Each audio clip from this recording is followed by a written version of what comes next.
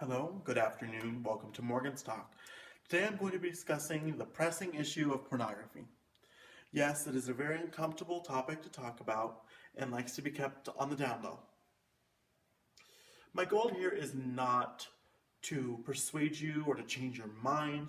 It's about spreading the awareness and importance of the prejudice that surrounds pornography and the positive effects it can have on society.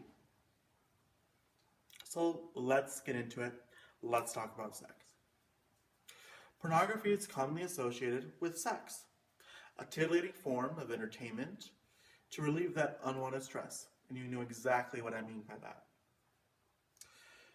So, what are these stigmas that surround porn? Well, a lot of them are words. A lot of them are nasty, vulgar, raunchy, dirty. But how did we come to associate these words around porn? Was it taught? Was it passed down generation to generation?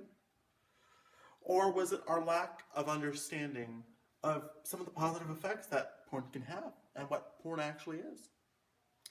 Well, you still may be wondering why. Well, porn worldwide generates about $100 billion of revenue annually. That revenue tops the combined revenues of companies such as Amazon, Apple, Microsoft, and my personal favorite, Netflix. Take, for instance, the San Fernando Valley. The San Fernando Valley in California is home to 90% of the world's internet porn. It is deemed the porn capital of the world. The valley alone generates $10 billion of revenue annually. That is 10% of the overall worldwide porn revenue. Did you know that 40 million Americans visit porn sites regularly?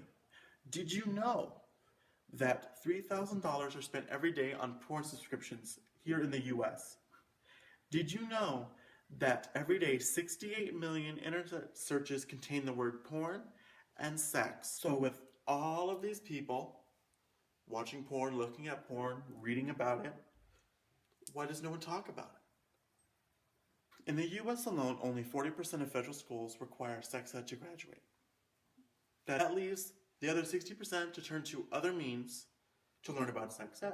Yes, there are parents, there are friends, there are teachers, there are groups, but most turn to the internet to find their answers. Well, when you look for sex on the internet, you're going to get porn. The issue is not with porn, it is with sex education. A disclaimer that yes, since porn is so easily accessible on the internet, that children under the age of 18 are going to be exposed to the graphic content. However, those that were not taught sex ed in classrooms and turn to the internet will be able to see what a condom looks like, how to put on a condom, what safe sex might look like, what even their genitalia might look like if they've never seen it. Porn not only benefits socially, economically, educationally, it can benefit sexually. The idea of porn is to create fantasy. Professor of psychology at the University of Redlands said that porn is a safe way to practice your sexual desires and fantasies. Now, on the other side, there have been many cases made that porn is addictive, and in some cases it is.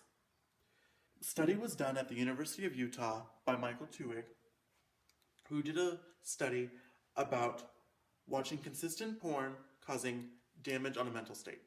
They concluded that there was no damage done on the mental state. However, the problem is that the students tried to control their urge to watch it. Porn is misunderstood. Porn is misused. Porn is considered dirty, raunchy, vulgar. All of these stigmas surrounding porn all put it in a negative light. It is important to recognize the benefits that it has, whether that be economically, socially, sexually, or educationally. You may not be a viewer of porn. You may have never watched porn. You may not like porn. You may not be comfortable with the idea of porn. However, what is uncomfortable needs to be talked about, needs to be brought open into the light. All I am asking is that you go home with a little bit more knowledge about porn and maybe a little bit more awareness of how we can destigmatize pornography in mainstream society. Thank you very much.